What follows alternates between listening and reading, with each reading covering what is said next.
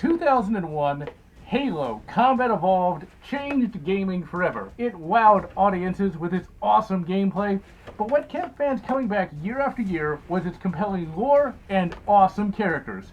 Master Chief, while a man of few words, was able to captivate audiences with his awesomeness and his mysteriousness.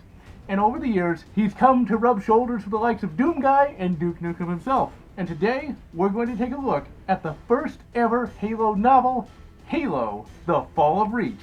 Things don't become popular by accident. In order to capture people's imaginations, you gotta have something that elevates your work above all others. Quality matters. Slop might be popular in the moment, but over time, a work's quality is what keeps its memory alive in the minds of its fans. Halo Combat Evolved was a little game that wasn't even supposed to be successful and was supposed to be a lead-in for a game called Brute Force. But Halo had something that Brute Force didn't. It had a compelling world filled with well-thought-out lore and memorable characters. I cannot stress enough how important story and lore is to a franchise. If you don't got it, you won't make it. Audiences need to be invested in what's going on in a media work. There has to be a world that feels believable, and the narrative must be consistent. Yeah, there will be drift as new writers come into a franchise, but the first media work must still be canonical with the last media work, even if some of the details might change. You gotta have compelling characters, people whose fate the media consumer cares about. You gotta have someone that the buyer wants to collect, or at least see what happens to. Let's put it this way, you don't see too many people cosplaying as the Lizard Man from Brute Force, but you do see 30-somethings like me save up for 2 months to dress up as John, or I mean, not me, but John 117, the Master Chief. Once you get an audience to give a damn about your world and the characters in it, you can practically print money. At least until the shit writers run it straight into the ground 20 years after the original true writers leave for greener pastures. So, with all that in mind, Halo: Fall of Reach was written by Eric Nyland and published on October 30th, 2001, a few weeks before the first game in the Halo franchise, Halo Combat Evolved, shipped. This novel is a prequel to the game Halo Combat Evolved and is the Primarch progenitor of the entire Halo universe. Everything that we would come to know and love about the Halo world gets set up in this novel, and despite its age, about 65 to 70% of this novel is still canonical even to this day, post 343 Industries taking the reins of the series. With Micro Shaft being what it is, I have no idea if it will still be canon when they start making Halo games again. The gameplay in the background for this video is from the game Halo Reach. But Halo Reach came out long after the novel, Fall of Reach, and thus some of the events have drifted from what we saw in the novel. Fans have tried to reconcile what happens in this game to what happens in that novel, but sadly, no matter what they do, this game contradicts the final quarter of Halo Fall of Reach, so you kinda just have to ignore that. One of the biggest differences between Halo Reach and Fall of Reach is that back in Fall of Reach, the brutes simply didn't exist yet, whereas they appear in this game. Despite Fall of Reach being only 352 pages, what we have here is a sprawling sci-fi epic that has like a whole trilogy of story in it. Man, the early 2000s was the best for everything because the dudes back then did not waste your bloody time. The story follows 2 major characters. The first is the big man on the first-person shooter campus, a dude that is the designated driver for when Doom Guy and BJ Blazkowicz goes out drinking. You know him, you love him, it's Spartan 117, aka the Master Chief, aka John, but not me because he's got an H. So technically, I'm more awesome. All respect though.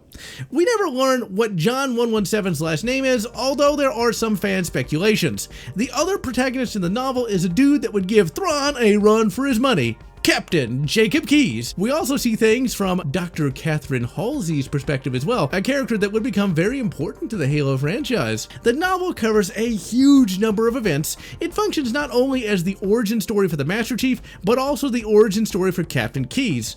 The novel begins with Chief as a little kid and follows his rise to true hero. We see Captain Keyes as a lowly lieutenant, and we follow his rise to the wizened captain we know and love.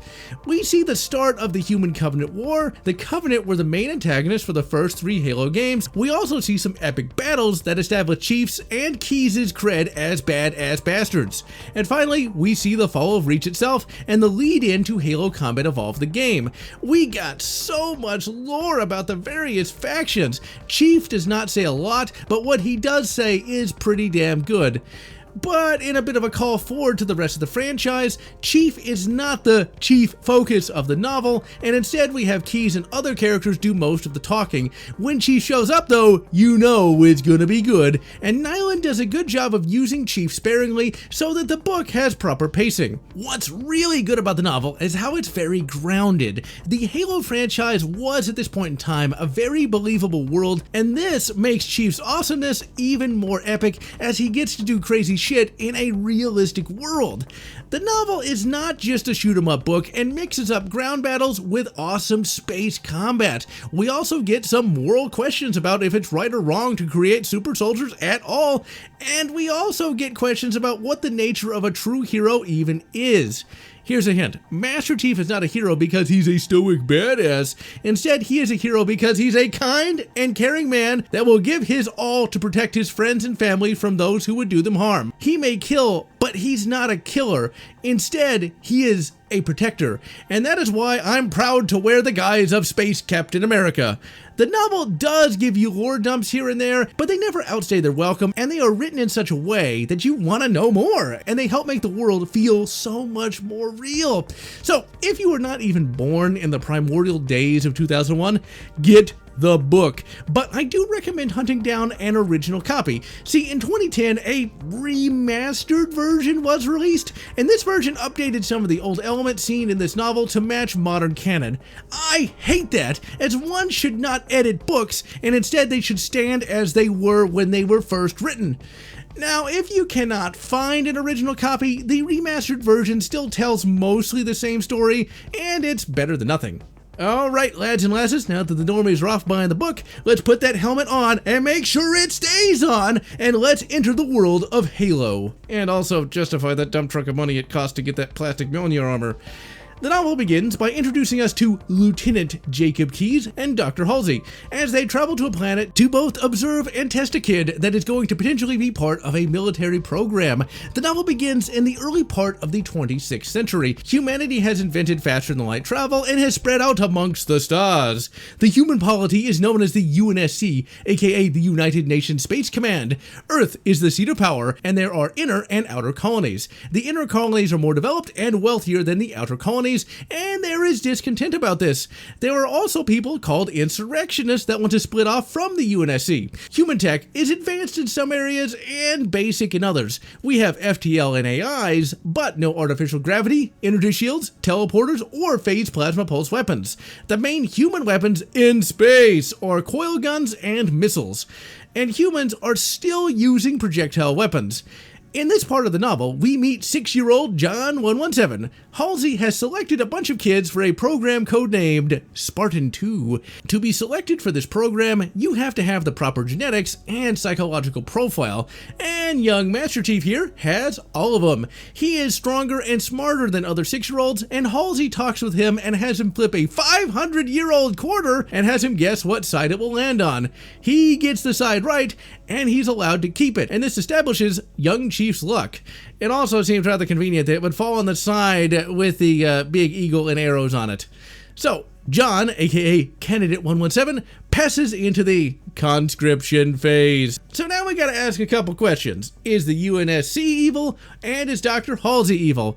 The UNSC government commissions a program to create a small force of super soldiers. These super soldiers are recruited from a pool of exceptional young people, and Dr. Halsey is the chief scientist that will be doing the work to take these exceptional people and turn them into literal superhumans.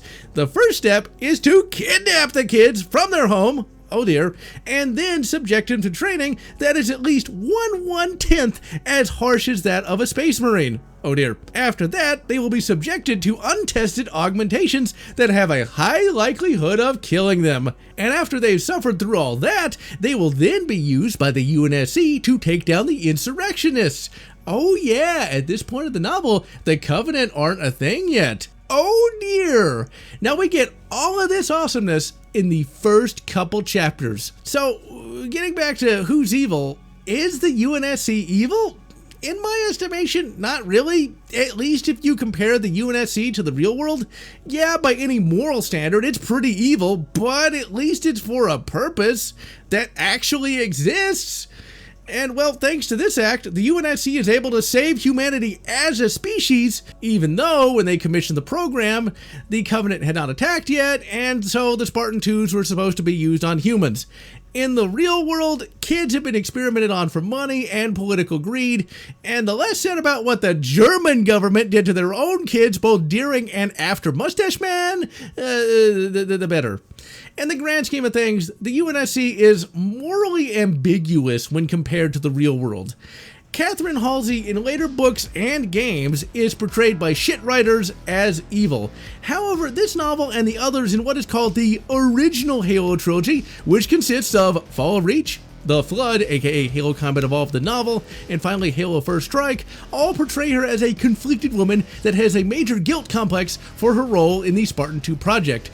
As far as I'm concerned, she's not a villain or evil in any real sense. I think that she is actually a good person in a bad situation. She does actually care about what happens to the kids and tries her best to make their lives as less shit as possible, and had she walked away from the project, she would have just been replaced by someone with even less morals than her, and the Spartan IIs would have had an even worse fate.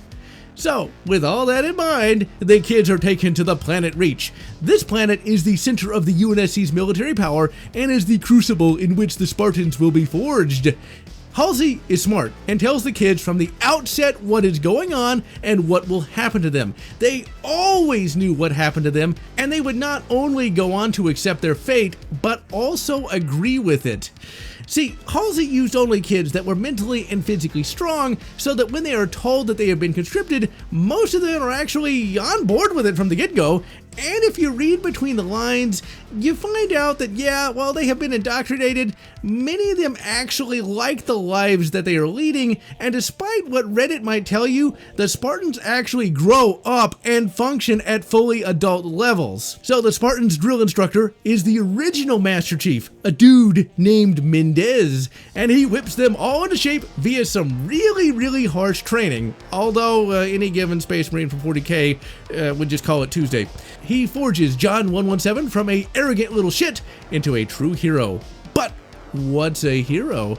A hero is not a stoic badass that shoots the alien and is not afraid of anything, but instead it's a person that will sacrifice their very lives for those that they care about. And this is exemplified by a training mission that the Spartans are sent on. They get dropped on a mountain and they are told that the last one to make it to the extraction point will be left behind. Somewhat similar to the Space Wolves, but a lot less psychotic. John 117, being a natural leader, finds all the kids and then says that no matter what, no one will be left behind, and that he will stay behind if that is what has to happen. That's Master Chief. You take off that armor, and what do you have? A man willing to sacrifice all for his friends and allies. Master Chief Jr. and the Spartans get to the extraction point, and they find a couple dropships. But the pilots and the crew of said dropships are out of uniform and acting suspicious, so they beat the shit out of them. Now remember, these are like 12-year-old kids, and they're that badass. They then go on to steal the dropship and make it back to base. This nets John 117 his first promotion, and he is made squad leader. Then the Spartans are given their augmentations. Halsey is really iffy about them. She does care about those kids and really doesn't want to be responsible for, killing them, and almost backs out, but goes through with it, and unfortunately a bunch of Spartans die, and a few do survive, but are so badly injured by the augmentation process that they're pretty much crippled for life. The amount of Spartans that survive the process will fluctuate from book to book, and while we get a concrete number here, In reality, it's as many as needed for the story, which is fine, because story always comes first. The Spartans' first operation is Operation Trebuchet. They are sent into a heavily defended insurrection asteroid to capture a rebel leader. They may not have the Mjolnir yet, but they kick ass all the same. It was pretty convenient that they got their augmentations and their first mission out of the way, because then the Covenant attack. A world called Harvest is glassed, as in the Covenant ships somehow burn the entire surface of a planet. This would take a very long amount of time, and in the novel it's really creepy because it shows just how technologically advanced the Covenant are, but this would be retconned pretty quickly into them just burning down the cities and not the entire planet, because seriously, why would you just attack a random patch of grass? The Covenant are at their coolest in the first 3 Halo books and the first game as well. They are powerful and mysterious, and throughout this novel, the reader and the UNSC has no idea why they're even doing what they're doing. They just say that it's the will of the gods. The Covenant are more numerous and far more technologically advanced than humanity. They got all that good sci-fi shit, and no human vessel is a match for a Covenant spacecraft, and only truly exceptional commanders even have a tiny sliver of a chance of survival. Back to the Spartans, the augmentations make the Spartans truly superhuman, and eventually they leave Reach to get their Mjolnir Mark IV combat suits. On the way to the science planet to get their suits, the ship they're on gets jumped by a tiny little Covenant ship, and it utterly wrecks the UNSC ship that the Spartans are on. But the ship is able to survive long enough to get the Spartans to the planet with the Mjolnir. I got a few issues though. Mjolnir armor is cool, but we learned that the scientists designing them had no idea it would be so dangerous. If a non-augmented human puts it on, well, they die, because the armor is so reactive and so tough that it pulps non-augmented humans. Did no one do any math when they were designing this bloody armor? I mean, how did that come as a bloody surprise anyway? The Mjolnir Mark IV armor is badass and makes the Spartans even more dangerous. But it's got no shields, and for the vast majority of the Human Covenant War, this is what the Chief and the rest of the Spartans will be using. They blast off from the planet, and Chief devises a space op to board the Covenant ship and give them a little present. This is a space op that is very reminiscent of the most epic cutscene in all of Halo, where Chief gives the Covenant back their bomb. But this op is a little more epic. In order to board the ship, Chief has to go through a gap in the enemy ship's shields. And this gap only appears just after the Covenant ship fires a plasma blast. So if he gets that timing wrong, the series is going to come to an end pretty fast. The battle against the Covenant on the ship is pretty epic, but sadly Chief's best bro takes some plasma to the chest, and he has to be left behind. Chief blows the ship and gets revenge for his bro's death. Despite this, the war never goes in favor of humanity. At this point in continuity, the Covenant aren't even really trying. They use weak ships, and on the ground they only ever deploy grunts and jackals, 2 of the weakest enemies in the game. Later continuity would give the UNSC a buff and would have all the Covenant species attack, which I think takes away from the all-encompassing dread the Covenant gives the reader. Eventually we catch back up with Captain Keyes. He is a commander now, and he has to fight 3 Covenant ships at once. This would be an instant death, but Keyes is a super smart dude and devises some awesome tactics that lets him fight and win against all 3 Covenant ships. The art book that came with Halo Reach included an illustration of what the novel calls the Keyes Loop. This epic space battle takes place above the planet Sigma Octanus IV, and after Keyes, we get some more epic Chief action, and we get introduced to the Hunters. They are badass, and can only be brought down by the Spartan super strength, knocking a pillar over on him. Now, all throughout the novel, we don't see Chief operate alone like we do in the games. Instead, he is always working with a Spartan team. This Spartan team is called the Blue Team, and they would finally show up in the games in Halo 5. The Blue Team features a number of characters that become very important in the Halo lore. We've got Kelly, the fastest Spartan. We've got Linda, Chief's waifu, the sniper specialist, and we've got Fred, who becomes basically Master Chief Jr. All these characters get a little bit of characterization, and they show that Spartans are fully human. People like to say that like Master Chief is kind of like a robot or something, but all the Spartans are fully human, and this is shown in the writing. They talk like normal people. Yeah, Master Chief is the most straight-laced of all the Spartans, but that's to be expected seeing as how he is in a leadership role. What I really like though is that the novel actually mentions that Master Chief gets scared all the time, but that he masters his fear so that he can fight to save humanity. After the Battle of Sigma Octanus IV, we finally come to Endgame. By the end of the novel, the Human Covenant War has been going on for decades, and humanity has been losing the entire time, and it's determined that they've got about a month left before human civilization either collapses or the Covenant find Earth and turn it into a sea of radioactive glass. And so humanity comes up with a last-ditch plan, Operation Red Flag. This plan is pretty audacious. In short, they're going to gather up all the Spartans, give them some spiffy new Mjolnir Mark V armor, and then all the Spartans are going to be loaded onto a starship called the Pillar of Autumn. The Pillar of Autumn was originally an old and busted, broken down old rust bucket. But that old and busted, broken down rust bucket had a little trick up its sleeve. Its construction was extremely robust, so humanity rebuilds the Pillar of Autumn into the Pillar of Awesome, where it's got some super awesome weapons and technologies built into it. And it's put under the command of Captain Jacob Keyes. The plan is this: the Pillar of Autumn is going to find a Covenant ship, the Spartans are going to board it, take it over, and then use it to find a prophet. At this point in the war, humanity still doesn't really understand the Covenant at all. This, of course, will go on to be retconned in future works, but at this time, they only really know about the Jackals, they only really know about the Grunts, the Engineers, which are little gas bag aliens that fix stuff, and they have some knowledge of the prophets, or the leadership class of the Covenant. So the idea is to capture a prophet, bring it back to Earth, and then use it as a bargaining chip to try to have a negotiated surrender so that humanity isn't wiped out.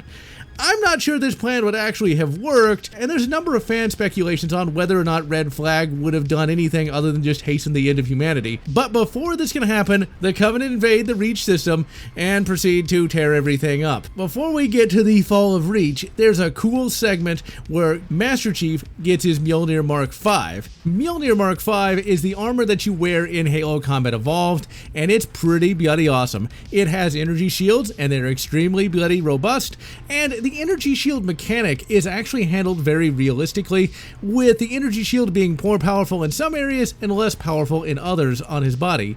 And in addition to all that, we finally get introduced to Cortana. Cortana is the fan favorite thick babe that everybody loves. She is what's called a smart AI, meaning she is fully self-aware. Cortana was born from the cloned brain of Dr. Catherine Halsey, so it's kind of like a youngish version of Catherine Halsey. She is introduced to the Chief, and Chief does not necessarily know what to do with her, but over time their relationship grows extraordinarily close, and it borders on love in some cases. Although one wonders how they would get some sexy times. In any event, they have to go through a training course to put the Mjolnir Mark V and their burgeoning bond through its paces. Unfortunately, this test gets hijacked by the evil Colonel Ackerson. He will become a bit of a recurring villain in the later Halo novels, and will become a bit of a villain in the Halo series as a whole, before unfortunately he becomes irrelevant. Colonel Ackerson wants to kill Master Chief, and so what he does is he brings in a bunch of ODSTs. Now, earlier in the novel, Master Chief actually fought some ODSTs shortly after he got augmented. And he didn't necessarily want to get into a fight with these ODSTs, but these ODSTs were basically ordered to push Master Chief around and get him to fight in order to see what his augmentations could do. Unfortunately, due to Master Chief basically being a superhuman, he was able to kill some of these ODSTs, and that makes the ODSTs somewhat distrustful of the Spartans. Unfortunately, that aspect of the ODSTs would go on to be Flanderized later on in the series, to where all the ODSTs hate him, even though Sergeant Johnson, who is an ODST, is Master Chief's best friend, but whatever. In any event, the ODSTs start going into the training area, they all start surrounding him. But see, Master Chief has to count to 10 before he can do anything. Cortana starts getting nervous, he's like, Chief, you gonna do anything? And Chief is like, I'm gonna finish counting to 10. And when he does, he kicks the crap out of him. But But Master Chief, like Optimus Prime, is strong enough to be gentle, and he does not kill them. Cortana's like, why aren't you killing him? And Chief is like, well, that would be bad. And that's when Cortana really starts swooning for the old Chiefy boy. Then, after Master Chief kicks the crap out of all the ODSTs, he goes through a rather deadly obstacle course and completely stomps it. Ackerson is fuming like a bloody Saturday morning cartoon villain and sends a fighter bomber after him, and the fighter bomber drops a bomb on him. But Master Chief and Cortana are able to work together so well that Chief is able to push the bomb away from him. Now that's a waifu I want. Finally, Master Chief makes it to the end of the course where he sees a bell that he rung when he was a child. He smiles when he sees it and rings it long and loud. And so we come to the titular Fall of Reach. As mentioned earlier, in the novel, the Covenant just show up and start killing everyone. In the game Halo Reach, the Covenant sneak around on Reach for some reason, and that never made much sense to me.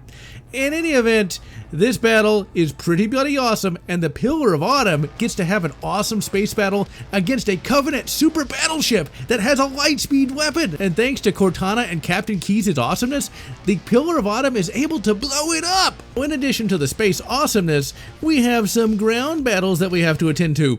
In short, the Spartans end up splitting their forces. Master Chief and Blue Team go to a space station that has some nav data that the Covenant can use to find Earth. The rest of the Spartans have to go to Planet Reach to defend some energy generators that are powering super Mac guns, giant coil guns that are giving the Covenant fleet a hard time. Master Chief and Blue Team make it to the station, they fight some elites, and this is supposed to be the first time that elites have ever been encountered, but this of course will be retconned later. On the station, Chief meets Sergeant Johnson for the first time and is able to destroy the nav data. Sadly, he loses one Spartan buddy, and his waifu, a Spartan named Linda, gets the shit shot out of her. But Master Chief is able to get her to a cryotube for later resuscitation. As for the ground team on Reach, all contact is lost. The Pillar of Autumn eventually picks up Master Chief and the Marine survivors and hastily retreats from Reach. Master Chief fears that he is the last Spartan, but despite this, he resolves to keep fighting the Covenant, and the novel ends with the Pillar of Autumn discovering a mysterious giant ring. The mysterious ring will come to be known as Alpha Halo. In the game Halo Combat Evolved, Captain Keyes says that the Pillar of Autumn did a blind jump, and they just so happened to end up at Alpha Halo. In this novel, it's established that Cortana knew where they were going. Back when there was a big battle at Sigma Octanus, Master Chief was able to intercept some Covenant communications, and Cortana looked through those Covenant communications and was able to get the coordinates to Alpha Halo, although it's not clear if she knew Alpha Halo would be there. And Halo Reach muddies this further, but, you know, they made it. And this directly leads into Halo Combat Evolved. This is one of my favorite novels of all time. I love the setting, I love the characters, I love Master Chief, I love Cortana, I love everything about this. I love how the story is told very efficiently, with no extraneous details or just endless repetition. I love how this is a novel that takes itself seriously. Yeah, I like the Doom novels, but man, those were goofy as all hell. This novel is not goofy. This novel is a true military science fiction adventure. And I gotta say, the writing in this is better than a lot of official military science fiction novels. Now, if you have not read this novel in a little while, you need to crack it back open and remember why. Master Chief is one of the greatest scratch that. One of the greatest protagonists of all time. And so, I'm General Lotz, wishing you good Halo the Flood, and good Halo First Strike, or whatever makes you happy. If you enjoyed this video, please consider subscribing, and please consider leaving a like or a comment, as the algorithm desires your soul. And I want to thank all those fans who have supported this channel, both past and present. Well, I'm falling apart as we speak.